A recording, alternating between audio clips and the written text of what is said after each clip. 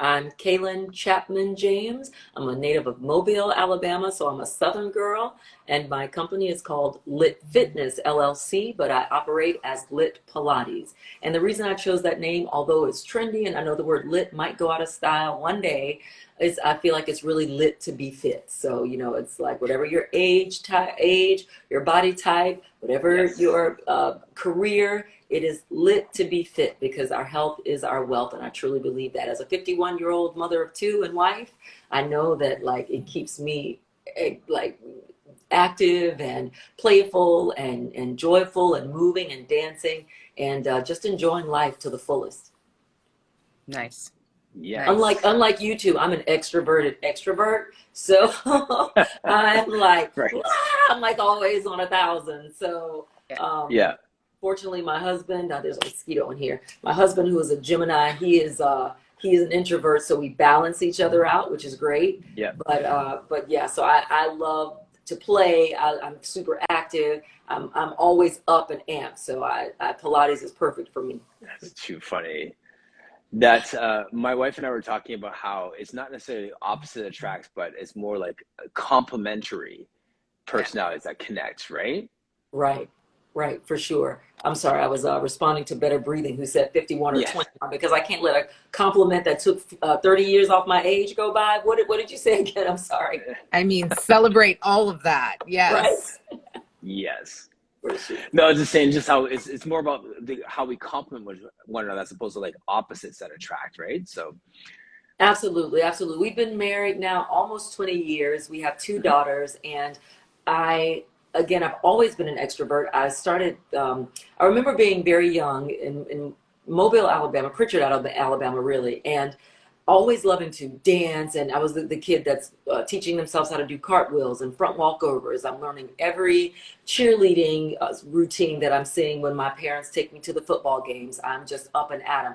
I've always been that way. So yes. I can't help it. If I hear music, I'm moving. I literally just cannot help myself. It's just in me. So having someone like my husband who doesn't mind being the support, who is okay with me like living out loud and is okay to like take the back seat, it's a must. And it's true. We really complement each other because he can sort of reel me in on those times Yeah. that I need to and give me that perspective. And then sometimes I'm able to bring him out of his shell. So we really do complement each other. He's a great guy. We've worked together a lot as well. We had a fashion blog called Fashion Style Miami because I've done a lot of on-screen work and commercial acting and emceeing of events and that sort of thing. So we've had a chance to work together. So it's nice to have someone who not only understands the business but is okay with me being front and center. Yeah. Yeah. You have a great MC voice. I'm listening to your voice. I'm like, wow, she has a great voice. And then you just said that. I was like, oh, Thank good. you so much. Thank you. It's very funny. When I was younger, I was proficient at dancing. I think dance was really my God-given gift. Like that's the thing I was born to do. But I thought maybe I could be a multi-hyphenate. So my mother enrolled me in singing lessons. Now the singing lessons didn't quite go as well as the dance lessons. So, but what it did do is help me speak better, control my breath and project and enunciate. So I'm grateful for those singing lessons, but do not ask me to sing. I tell the story all the time. My parents used to say, you know what? I understand it's so-and-so's birthday, but if you just hum, Oh. Right. it's okay. And it's like, what? I mean, come on. And then, then you have that moment where you hear yourself and you're like, yeah, that's my singing prowess. It's minimal. I understand. So where are you, Misty? Where do you live? I'm in Pittsburgh, Pennsylvania. Oh, wow. But spent a lot of time in Miami. I actually missed it a little bit. So I'm a little bit jealous of that inferno heat you have because right now I think it's 54 degrees. It's terrible. So, I'm a little jealous. That's all right. Wow. Is 54 there? Yeah. I can't imagine that. I'm just trying really hard to imagine a breeze. Just go stand in your freezer. Okay. No. I mean, I woke up in the middle of the night like, I'm going to die. Like sometimes you get the tear in your eye when you're sleeping. Well, mine was like frozen to my face and my face was frozen to the pillow. It was just terrible. I do forget that it gets cold in other places right now. It's not acceptable, really. I feel No, like no. it shouldn't get cold until like December 21st, and Right, it should end by January 2nd. So, right. And you described Miami. There you go. yep, yep, So yeah. where are you, Martin? I am in Toronto area, so I'm in Mississauga, like just outside of Toronto in Canada. Okay, So all right. yeah, so Very. my weather's very close to Misty's. It's warm here right now, but like it'll get cold quick. It'll drop off real Mhm. quick. Yeah, So you said I could ask you questions. How did absolutely. you start Pilates? Well, I started Pilates while I was playing football, and I was going to a chiro for a back injury, and his response was, "Stop playing football, and your back will feel better." So I ignored that, and I had a friend who was teaching a Pilates class. So I was going to that class, and the more I was going to that class, I recognized that that was one of those things that, like, it was like every other day going to the chiro, and then every other week, and then like every other month. So Pilates became my prehab for, as opposed to the chiro being my rehab. So that was my kind of first exposure to Pilates, and I took like a class locally, and it was like a mat class.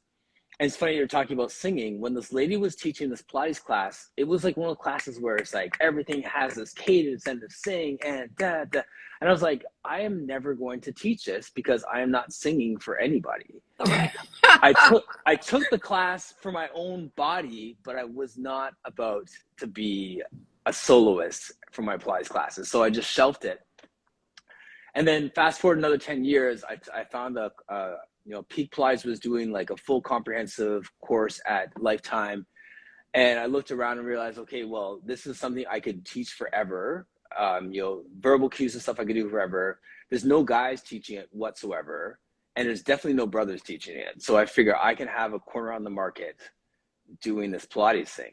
And then from there, I started to leverage that Real Men Do Pilates handle and started to do more work in the Pilates world. And then I took an apprenticeship. So later on, once again, Lily Viola Pilates is in Toronto, and she had Chris Robinson coming in to do a teacher training program. She's like, you have to meet Chris. He's a guy, he's an athlete, he's not a dancer. He, like, if you're looking for that representation, this is a body, right? I don't know who he is. I have to find him out. Okay, yeah, he's brilliant. He really knows his stuff, and he's really low key.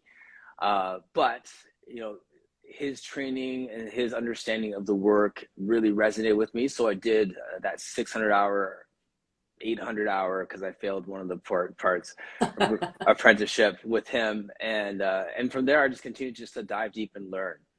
Yes, yes. And actually, I just want to throw something else in there. We've talked about mentoring a lot over the last few weeks. And both Chris and I are very quick to say this. Like, we talk about who mentors you and who your lineage is. And I believe it was Gratz was doing a profile on me, and they sent an email out, and they were saying, well, this is what we're going to say. And it says, Martin Reed was mentored by Chris Robinson. And both of us are like, no, that's not correct. Like, I learned from him, but I'm not flying out to San Diego. I'm not sitting under him. I'm not hanging off his every word. That's a different type of relationship. Mm. And we both respect that nature of that relationship enough to say, no, I learned from him. You could say that, but I'm not his mentee. He's not my mentor. And he was saying the same thing, because we understand that that's a different level of immersion in the work. True. With that individual. So I just wanted to throw that out there as well. So I will say that, but I don't like to name drop with him and just say, oh, I was trained by Chris Robinson. He taught me, but I'm learning from everybody in this community at this point. Mm-hmm. Mm-hmm. Yeah, for me, it was, it felt like a really natural progression. And I talked about this a little bit with Carla yesterday in the PMA, but starting dance training at the age of 9, when we think about ballet bar and constantly tenduing and constantly lifting the leg, there's such a parallel to the way Pilates works in the body and the way it works the body with alignment. So dancing all those years, fast forward to graduating from high school, going off to college and dancing professionally at Disney World. I did that and I got an injury, and it's very interesting. You talk about injury and prehab. During that time when you had those injuries and you went to physical therapy, I feel like some of the work was very similar to Pilates, but it's interesting that people would rather send you to, someone to get a surgery or to a Yes. chiropractor to just get adjusted, as opposed to using this amazing modality to rehab people. But I do agree that, I mean, I know that Pilates wasn't as popular then, and when you think about the fact that it was created by a man and then became sort of this thing that people thought only women did. And I love hearing you, talk about the fact that men didn't do it, which I thought it's incredible that it was created by Joseph Pilates, and now it's finally kind of coming back to be a Yes. bit more male focused. I mean, really for everybody. But anyway, all that aside, I taught fitness classes, and where I really began teaching fitness as opposed to dance was preparing for the Miss America pageant. So in '93, I became the first Black woman to become Miss Alabama, and my talent, of course, was dance. But I was so thin, um, which helped me with ballet and modern dance. I was strong and thin. I mean, I could leap for days. Leaping and turning, those were the two things I was the best at. And I also was an acrobat, so I would also do front Yes. aerials or side aerials in my dancing. But when it came to the swimsuit portion of the competition, which at that time was still back in sort of the old days of Miss America, I was too thin, so I needed to put on weight. So I started working at the YWCA, the YMCA, and I started teaching HIIT classes. At that time, they were like circuit training. You Yes. run to one spot, and you know exactly what that is, and do push-ups or Circuits. dips Yeah. or burpees, whatever, and go to the next thing. So I taught that for years. I was able to put on about 5 pounds in muscle, which is all I needed just to sort of round out my thighs and just look swimsuit ready. I won swimsuit after I did that work, which I was very proud of. Nice. But Amazing. from there, I developed a love of teaching fitness. I taught Mm. bar fitness, dance classes, but my husband started doing these Maury Windsor videos, and I would join in with him, and I was like, I love this. This feels, just like Pilates. And he said, you should really teach this because you're so good at it. So I continued just teaching bar for a while, which is a form of Pilates. I feel like that's weight bearing Pilates, and I was getting ready to make a career change, and not one that was by choice, but that's a whole other story. And he recommended it, and I thought, sure. So I went to Equinox, and I really did a lot of research around, but the Equinox program to me seemed like one that was really well developed, very credible. And Sue Spinelli, who to me is a person that I really do admire. She's small but mighty. She was an excellent teacher, and Yeah. I feel like those, like you said, that's those 600 hours of training, which I did like it was my job. I went from 8 in the morning until 6 p.m. I was typically the first one there and the last one to leave, and just fell in love with it. And Pilates became my best Amazing. friend. I tell people that all the time, Yeah. because now, being in my 50s, and I feel like I haven't lost anything from my days of dance. I mean, I can hit a leap or a pirouette just as easily as I could when I was in my 20s. And people don't believe me, but I mean, not right now, because right now my foot is injured, but even around that, I've still been doing mat. It's just, I love the way Pilates makes me feel in my body. I feel confident. My Nice. posture is good. I feel like I can go and do any activity I want to do, whether that's snorkeling or paddleboarding, whatever. I'm just always ready for it. And Pilates keeps me ready. I love how you're authentically preaching to the choir. I know it's true. Like, I'm like, you did that the other day hear too. me. It's just like, I you're just like, love it. I do it too. You see someone like, oh, you need Pilates. Oh, that's all you need. That's gonna be this. I really think I have an exercise for you. Like you just it oozes out of you, right? So Yes. I'm in love with yeah. it. I really Yeah. am. And one of the things that when I talk to my clients or speak to prospects who are coming on, and I talk to them about the ways in which it changes your body, and just improves your overall well-being. I talk about the regular things that we say, the posture, the flexibility and the mobility, the improved cognitive function. But then I talk to women also about the improved sexual experience. People, overlook that part of it. And, being in a marriage that's going on 20 years and still feeling like I'm in my 20s, it's wonderful when you have a modality that can also increase your sexual experience and improve that. I'm not really that much of a cook in the kitchen. Like I was always in dance class or studying or doing whatever. But baby, But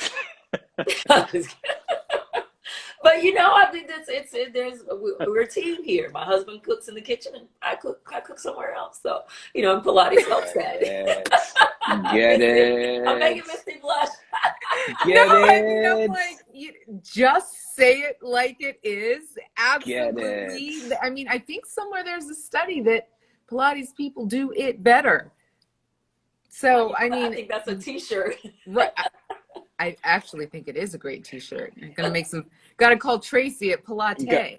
No, or just I'll get Alex to make one this afternoon. Oh, Alex, yes, Alex definitely needs to get on this. That's my wife, who's like marketing genius. She's Nice. phenomenal. But you know, one of the things, it's hard, I think, for a lot of people to say that after 5, 10, 15, 20 kabillion years in their field, that they still preach it to the choir like they did when they were first discovering it. You know, that is one of the things that I love about this work. And, you know, when you really find the right alchemy, right? You find the right people to train with, you find then the right people to train, you then find your niche that you want to explore. When you put all those pieces together, it is truly everything. And when you think about it, that's what Pilates is supposed to be for the consumer too, right? It is a holistic lifestyle. It's not just fitness. We're not just doing bis and tris and squats. We are working the whole body, even if we're selling it as bis and tris and squats to the people that have come in that day, because that's the language they need to hear. Right. So, you know, listen, preach, preachity, preach, because I feel like more people need to know this. You mentioned doctors earlier. So many doctors still don't understand what we're doing. At this point, if you're an orthopedist and knowing that they don't get a lot of training in terms of kinesiology, like if you're an orthopedist and you don't know what Pilates is, you should be finding it out, because this I believe is the future. Yes. I'm not saying that we should start doing surgery, even though I do watch surgery a lot on YouTube. And I think if someone would give me the get out of jail free card and someone else would give me the demo body, I would try it. I feel confident. Haven't figured out the anesthesia though, but I really do think that people have gotten so disillusioned with healthcare, and understandably so, that if we can offer an alternative that is going to hit all the physical stuff, but then also backdoor it and hit the mental stuff and the emotional stuff, just because you're getting your body moving, you're doing well, you see how you in your own frame have created improvement. It's so this episode is so funny, Better Breathing said. But if we can get them there and they see that and they feel that and they experience it, I say it all the time, it changes lives, because when you feel better, you do better. Yes. Yep. Yes, indeed. I see my friend Frankie, who signed on, and I've been talking to Frankie about this too, you know, just about, and Frankie's in the healthcare industry, and I know that she can probably double down on this, but, you know, when you're able to, and Frankie, you know, I'm going to share just a little bit. She was going through some trauma, right? I mean, just her own personal story, which of course I would never divulge. But, and I too, you know, have been through my own trauma. I went through some sexual harassment at work. And I started to, through the stress and the trauma of my life, just decline. I didn't want to eat. I couldn't sleep. I could not focus. But having something that was where I didn't have to depend on a pill, you know, a prescription, but I could go within, focus on my breath work, get my endorphins pumped up. I mean, it really makes a difference. It's so preventative. And people, I found that some people really, they feel threatened when I mention Pilates. They're like, girl, you know, ooh, that sounds, and I'm like, you know, just try it.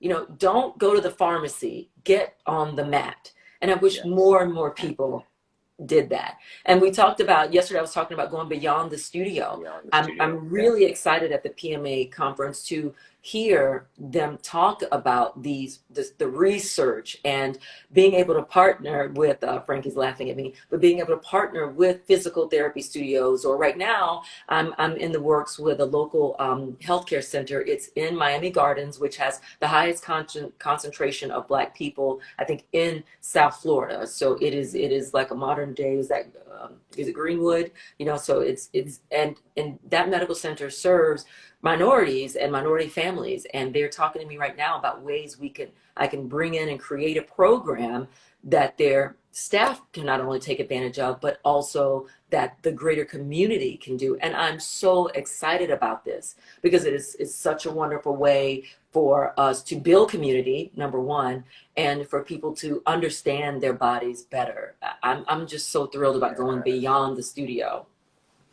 Yeah, Absolutely. and it's when you look at the community piece, pardon me, coffee.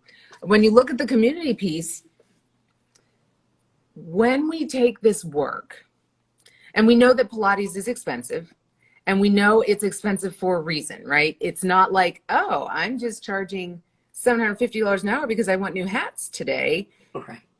Pilates is expensive because it's a lot of time. If you're getting a certification that's worth the paper that it's on, you are spending tons of time outside of the cost of the training program itself, because they're requiring you to spend time in the studio, work with people, et cetera, which really provides a lot of ways for us to then get more people doing what we do, teaching what we do into the communities that could really benefit from it.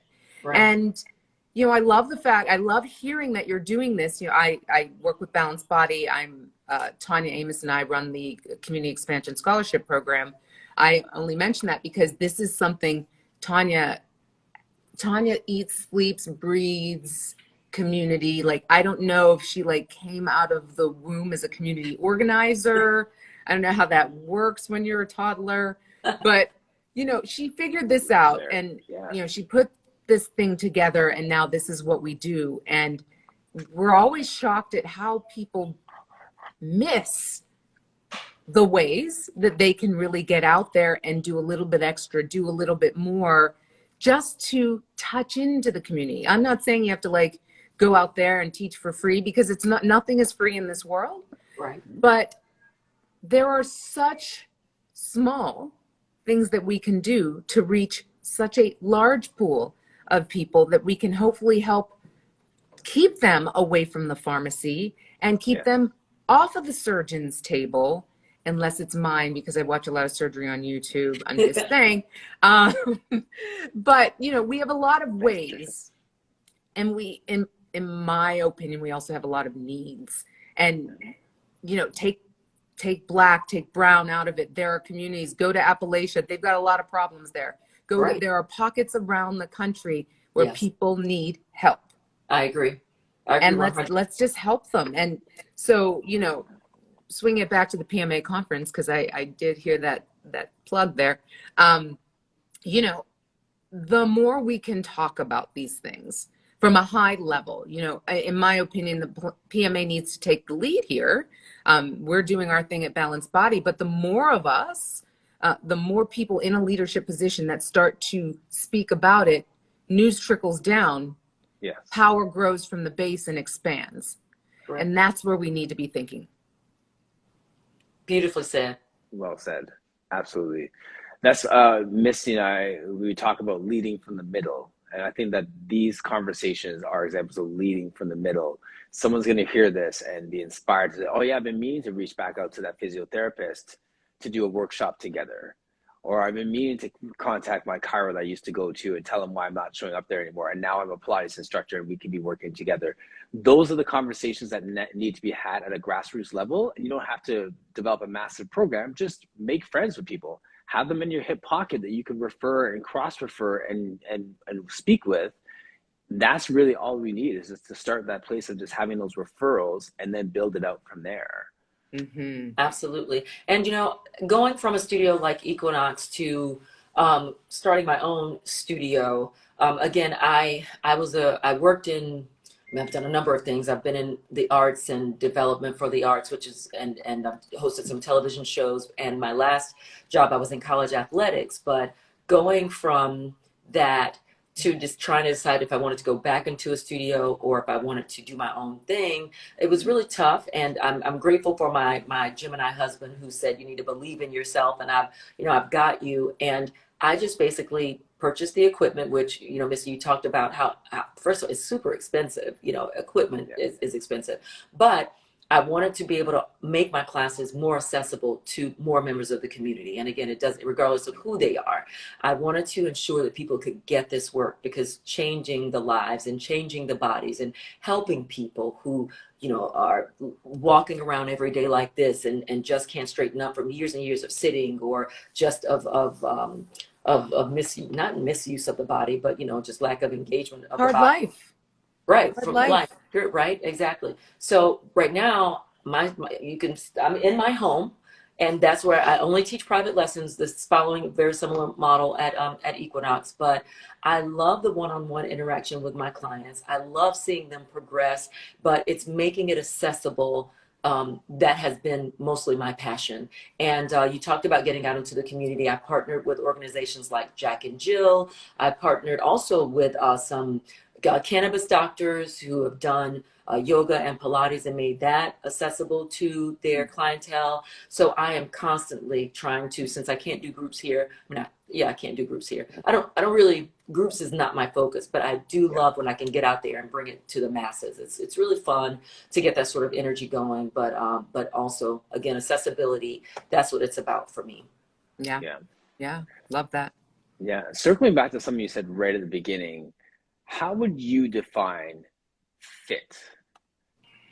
Especially lit fit. Lit fit, yes. Well, my tagline, and it's on my shirt, which I don't know if you can see it, but it's lit to be fit. It goes right across there, because I have seen, especially growing up in the deep South, where we have, collard greens and macaroni and cheese and fried chicken and fried okra and fried fish and biscuits and biscuit gravy and shrimp and gravy. I mean, it's like I could go on, and it's making me really hungry, but that's the way I grew up. You just I see no problems in this shrimp and grits, that would be so great. Right. Yes. It's like wipe the drool away. But the counter effects, high blood pressure, obesity, and I mean people that I know and love who are so special to me, who are morbidly obese. And, and some of them my age, which we still feel young enough during Mardi Gras, because if you don't know, and I always have to plug this, Mardi Gras originated in Mobile, Alabama, and not New Orleans. So that is our culture. Yes, it started there. We sent delegates to New Orleans. So we still feel like at this age, we can go and, go to the crab boil and then go and drink all day and like party and fet and, have this big thing and not feel the consequences. So people that I know and love, they are morbidly obese, and it's okay. They keep buying bigger clothes, but they're missing the point that this is going to catch up with them, already has.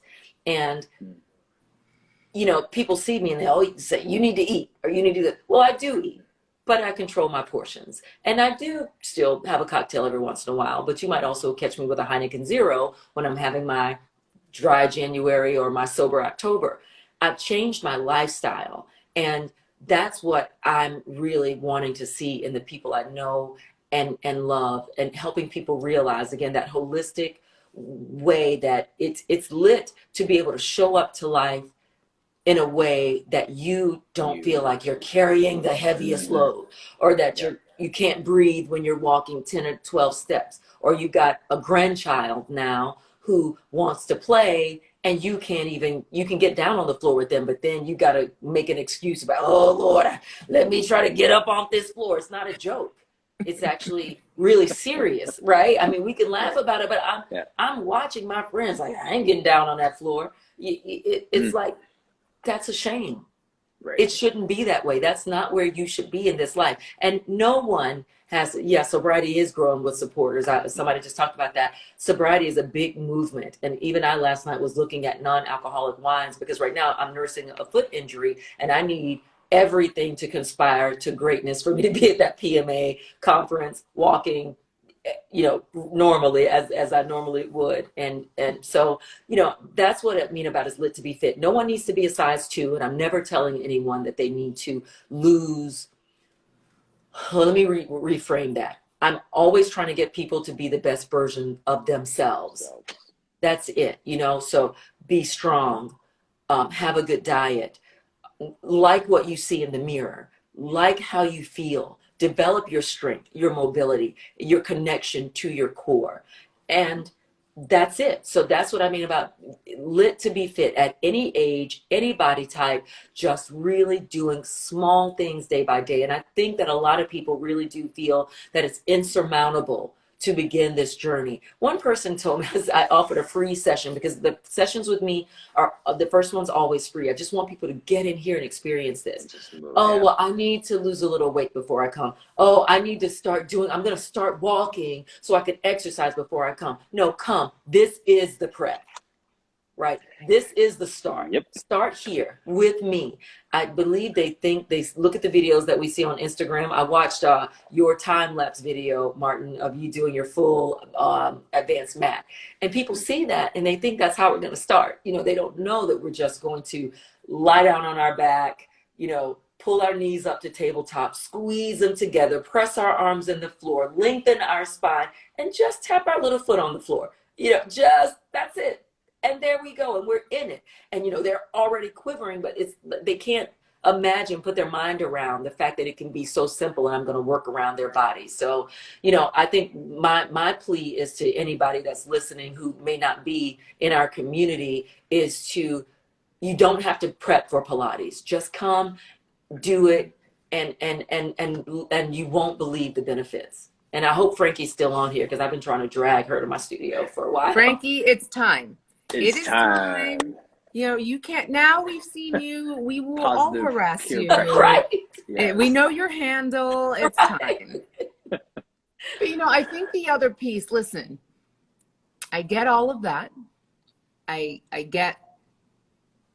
It's very hard to see and know where that could end. The lifestyle piece of it. But I can also flip that on its head and say, people don't come into studios because of what we have done in terms of our marketing and our presentation. And, it's all about weight loss. You'll get a type up by Tuesday if you do Pilates. I think that we have to, as an industry, and Allie Green, Martin, and I have talked about this. I really do see the industry splitting in a lot of ways because there's the whole fitness piece of it, right? Which is fine. You can do some of the crazy things that we see on Instagram with a Bosu, a piano, a harmonica, and a reformer. You can do all of those things. And a banjo. Because the banjo is the critical piece. Right. Yes. But at the end of the day, getting somebody to get into the space is the important part. So how do we create a hospitable environment where somebody knows that if they have, whether it's a few extra or a lot of extra, or they look physically fine, but there's a lot of other things. Ooh, a chandelier. A chandelier. Tasha? Yes. QC, I want to, is it? From the chandelier? Yes. We can hang from the chandelier and do all kinds of things. Yeah. But how do we make it so that people aren't terrified because they see people that look like us, that, if they have their flashbacks to Nam, 1983, somebody terrorized them, mistreated them, somebody said something about what they were eating and it sent them into this spiral. There are a lot of things that we have to start reconciling as an industry if we really, really want to start, maybe as individuals first. But if we really want to help people, we have to look at the people who we want to help. And if we want to help people, but we don't have the skill set, whether it's the language, the perspective, whatever it is to help them, then I think what we have to do is get those skills rather than just saying, we want to get them all in because I've seen too much harm. It upsets me. Right. It upsets me a lot. And, you know, this is a big deal to me right now because, and I might get a little bit emotional. It's because I'm so mad. We have a girl in our program who rented a space from a studio owner who then mistreated her very badly after renting her the space. And, you know, this person probably doesn't even realize how terrible what they did and said was, but it was bad. And, you know, if this girl didn't have support from the program, she wouldn't have gone back. She wouldn't go back to Pilates. Right. Yeah. And so we have to look at all the bodies that have been left behind by Tuesday, you know, lean, mean, sculpted machine type deal, and look at the fact that there are so many people that just need to get moving, like you said. Yes. Yeah. Indeed. That's the power of language. Sorry, Kalyn, go ahead. No. The power of that language, that whether someone comes in and will point blank, like, I want to look like you, or the worst, you know, or something else, it still comes back to, regardless of where they're coming from, our language is like, what is the best for your body? What does performance look like for your body? What does health, wellness look like for your body?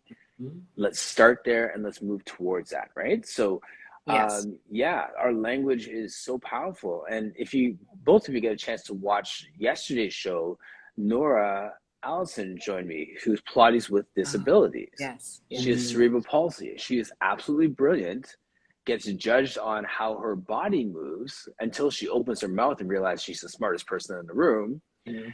And then she talks about representation and about teachers with disabilities and special abilities teaching and all these different things. And she broadens the conversation even more in such a powerful way.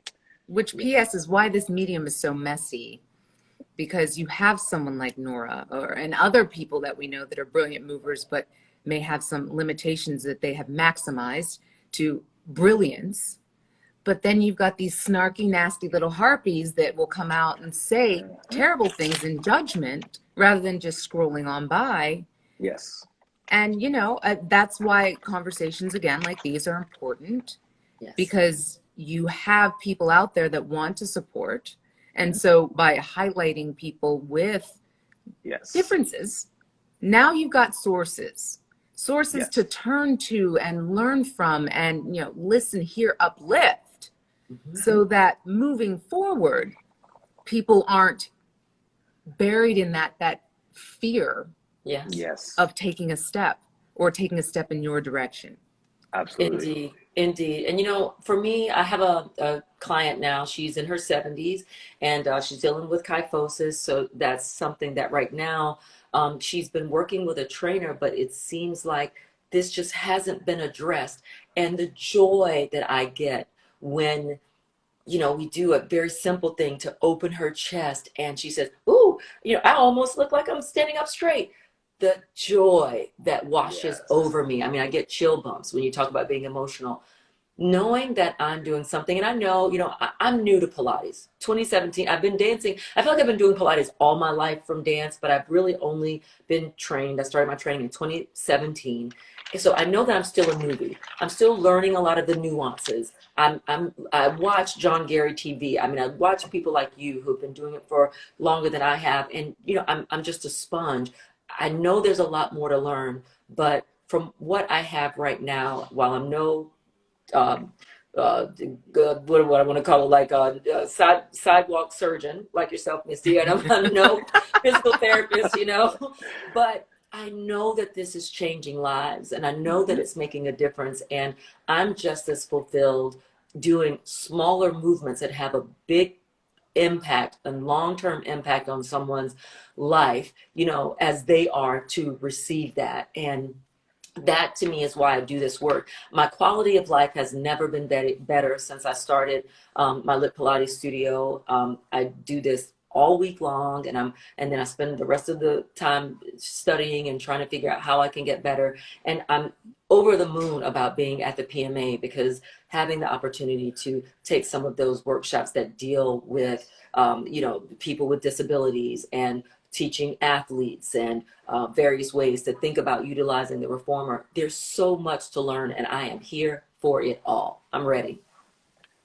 There, if I could just jump back to something that Nora said yesterday, which ties into this, is that she was saying how she was able to make space for herself. Mm-hmm. And I think that we all do that, and we need to do more of that, make space for ourselves so our message gets clear, and that we are combating, the competing voices in social media and in the Pilates industry or whatever. We make that space for ourselves so that people can come in and they're invited in and we can challenge their mindset on these things, whether it's, what fit looks like or what movement looks like or all those different things. So that was just a great phrase that she used yesterday.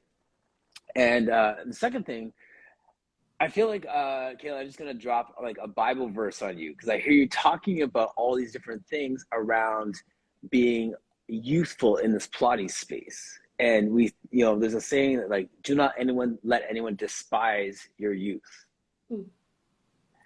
And what it's talking about is the fact that you come in with this zeal and this exuberance, and you recognize what it's done for you. And then you also pull on your knowledge and experience from other fields, and you present all that stuff together. You're not just someone who got, certified in 2017. You're someone who has a bunch of lived experience, and you've added another language to your vocabulary. You've added another tool to your toolbox. Mm-hmm. So just as a word of encouragement from myself and from Misty, some of the people who have been around for a minute, don't let anyone look down on you because you have this youthfulness to this work. Thank you. Thank you. I appreciate that very much, because, like you said, I did the work, and it was, I don't want to call it grueling, because I loved every second, but I know that I have such a good foundation. I love to share with people, and I'm sorry, it's a little bit of a horn toot, but I got a 100 on my practical, and nice. That made me feel so good inside. Not only because I love this work so much. So knowing that when I ask something of the people that I have the pleasure of sharing this with, that I know exactly what I'm looking for, that I know exactly how that feels and exactly how it should be executed. Now, I may not still be at the 100 level, but just knowing that that gave me a confidence, like you said, even though I'm a quote unquote newbie, to go forward with confidence. But thank you for sharing that. And it's a really important message. I appreciate that. But I'm just looking forward to growing. I'm looking forward to for Lit Pilates, what I'm hoping to do once I get through with these injuries, because I know we could talk for a long time, and then it's getting close to time, but I had an ACDF surgery from an accident where I was injured on a massage table, 4 herniated discs in my neck, could have broken my neck, 2 herniated discs in my lumbar spine. On the massage table? What kind of full impact massage were you doing? Or was it that other kind of massage you were mentioning earlier? I wish it was that interesting. Unfortunately not. But while not going too much into the detail, the legs of the table collapsed under me, and I was prone, and the person who was stretching me had my legs pulled up over my head. So I was kind of in a scorpion position, completely relaxed. But when that table fell, I just went straight down to the floor. So I really could have broken my neck. So I'm just happy that I can move in general. But my C5 through 7 are now fused, and I also have the split injury. Now where was I even going with this tangent? You have to bring me back. That's the over 50 brain. No, that's the mesmerized by the injury. Growth. Yeah, I know. I don't even remember. Yes, but I guess what was I going to say? That learning, growing. Yeah. I'm sorry. Yes, but like growing in learning and along those lines. Yeah. So, but Pilates really helped me like come back from those injuries stronger. I honestly don't remember my point. I went off on too many tangents. But sorry about that. I know, right? It's like, but it has literally to me saved my life and restored my health to the point that I'm so excited to be able to share that with people. I have to wrap it up there because I don't even know where I was going. Well, I just want to say one thing along the whole through line of that. If for true teachers, for people who were born to move, grow, learn, teach, the education never stops. The learning never stops. Right. Whether you are at year 1 or 5 or 15 or Right. 25, there are still things that light you up, that keep you pursuing knowledge. You know, like Yes. nobody was like, okay, we figured out the Big Bang. That's it. It's a wrap, you know? Right.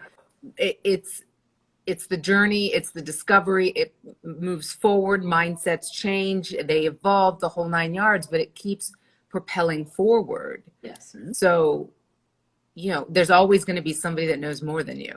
Right, right. And forward is where I want to go. So that's what I was saying. So right now I've been sort of sidelined. Thank you for Misty for bringing it back. Oh Lord. But it's like I've been sidelined by these accidents, and what I hope for Lit Pilates moving forward. I want to do virtual classes. I want to reach more people and have a platform where people can go in and, you know, if they want to just work the abs, or like you said, they want to work the glutes, or they want to strengthen their back or work on their posture, just have specific programs that people can log on and find, and build a community, and really just expand my reach into the Miami community. We have so many great studios here, and so many amazing Pilates instructors, and so I'm really looking forward to getting to know more of them, and coming to the PMA, which you're not going to be there, Martin, right? You're not. No, I that's the week before election, so I'm like, I'll be running for office. running for office. Yeah. That's great. Misty, will you be there? I'm presenting. Oh, yay! That's awesome. So we will get to meet in person, but that's what I'm looking forward to, is So just good. building on this, meeting more people like you two, spreading this message to our community and beyond, and just growing my business and doing this well into old age. I'm here for it for the long haul. Awesome. Amen. Yes. And good. now I'm on my Kalyn James Instagram, but I do have my Lit Pilates Instagram, which typically I try to log on from there, but that one went dormant when I got injured. So I'm just sort of ramping back up on my Lit Pilates Instagram page. But I would definitely ask for a couple of people to follow me, and I'm going to follow them back from this page and also from my Lit Pilates page. Yep. Yeah. Is that correct? That is correct. Thank you. Nice. Yes. Awesome. All right. Yes. Thank you so much. I wish we had Great more to meet time. you. Yeah, My this has been pleasure. so great meeting you. Thank you for having me on. I really appreciate it. And I look forward to having a chance. Hopefully, if I get to Canada, I can come and visit that studio. Absolutely. Yes. We'll definitely do a round 2 on this, because there's so much stuff we could still unpack, and so many things. Indeed. Yep. Indeed. Yep. Anytime. Wait, do you know Tasha? Tasha's also from Alabama. I don't know if you guys have connected ever. No. But Yeah, yes, you need her. hip healthy chick, Tasha Okay. Edwards. Yeah. We'll all see each other at PMA. Now, Tasha, where's Tasha from? Tasha, where are you from? Which part of Alabama are you? I know she Wait, just. she's not from Alabama. She lives in Alabama. She's from Chicago. I Oh, think okay. that's it. All Yeah. right. Well, I'm going to follow up with her for sure, because You should, because she's a good person to know. Yeah, Awesome. and that would, all 4 of us in the room would be pretty fun. Oh, you guys would all be PMA without me. That is. You should come. The election can happen without you. I thought the election was after POT. It's October 24th is the E-Day. Oh. Yeah. She lives in Huntsville. Yeah, I see that. That's awesome. I was born in Mobile, which is at the bottom. Huntsville's at the top, but we're going to come together at the PMA, so that's awesome. That's right. That's right. Which is not in Alabama, which is probably better for me, because I'm trouble. I'm looking forward to Vegas. It'll be a good time. It's going to be a good time. All right, ladies, thank you so much. Thank you. As always, appreciate you. Thank you to everyone who's watching today, and we are out. See you guys. Bye.